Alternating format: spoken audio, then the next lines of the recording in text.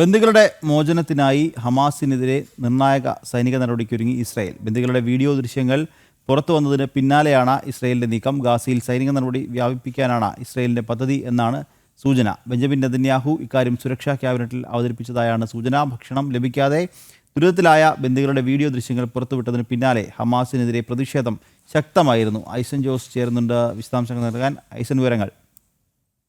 എങ്കിൽ തീർച്ചയായും ഒരു സൈനിക നടപടിയിലേക്കാണോ ഇസ്രായേൽ നീങ്ങുന്നത് എന്ന സൂചന തന്നെയാണ് ഇപ്പോൾ പുറത്തു വരുന്നത്. ഇത് സംബന്ധിച്ച് ഇസ്രായേലിന്റെ പ്രതിരോധ ക്യാബിനറ്റിലുമെല്ലാം തന്നെ കാര്യമായ ചർച്ചകൾ നടന്നു എന്ന വിവരങ്ങളാണ് ഇപ്പോൾ പുറത്തു വരുന്നത്. അത്തരത്തിലുള്ള ചർച്ചകൾ നടന്നതിന്റെ അടിസ്ഥാനത്തിൽ ഒരുപക്ഷെ സൈനിക നീക്കത്തിലൂടെ മുഴുവൻ ബന്ദികളെയും, നിലവിൽ നമുക്ക് ലഭ്യമാകുന്ന വിവരങ്ങൾ അനുസരിച്ച് 24 ബന്ദികൾ ജീവനോടെയും അല്ലാത്തവരുടെ മൃതദേഹങ്ങളുമാണ് ഇപ്പോൾ അവിടെ ഉള്ളത്. 49 പേരാണ് ഇപ്പോൾ ഹമാസിന്റെ കസ്റ്റഡിയിലുള്ളത് എന്നാണ് നമുക്ക് മനസ്സിലാക്കാൻ സാധിക്കുന്ന വിവരം. അല്ലെങ്കിൽ അന്തിമമായി ലഭിച്ച വിവരങ്ങളിൽ നിന്നും അത്തരം സൂചനകളാണ് ലഭിക്കുന്നത്.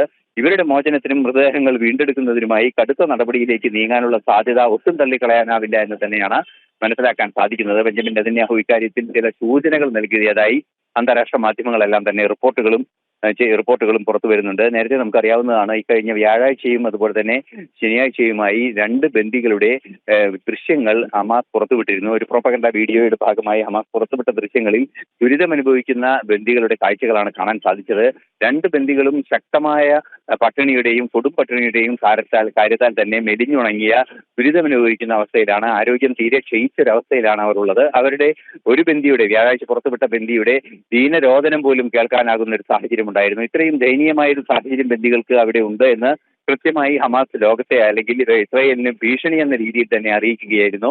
ഈ ഒരു പശ്ചാത്തലത്തിലാണ് സൈനിക നടപടിയിലേക്ക് നീങ്ങുന്നത് എന്നാണ് മനസ്സിലാക്കാൻ സാധിക്കുന്നത്. ഒരുപക്ഷെ ഇന്നോ നാളെയോ ആയി അതിശക്തമായ ഒരു സൈനിക നടപടി ഗാസയിലെ ഇത്തരം ടണലുകളിലേക്ക്, അതായത് ബന്ദികളെ ഒളിപ്പിച്ച് അർപ്പിച്ചിട്ടുള്ള ടണലുകളിലേക്ക് കേന്ദ്രീകരിച്ച് നടത്താനുള്ള സാധ്യത തള്ളിക്കളയാനാവില്ല എന്ന സൂചനകൾ തന്നെയാണ് നിലവിൽ പുറത്തുവരികയും ചെയ്യുന്നത്.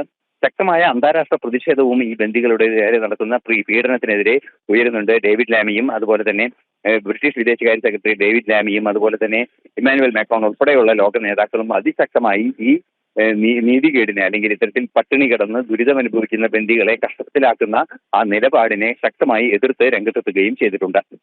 നിഖിൽ. ശരി ഐസൻ.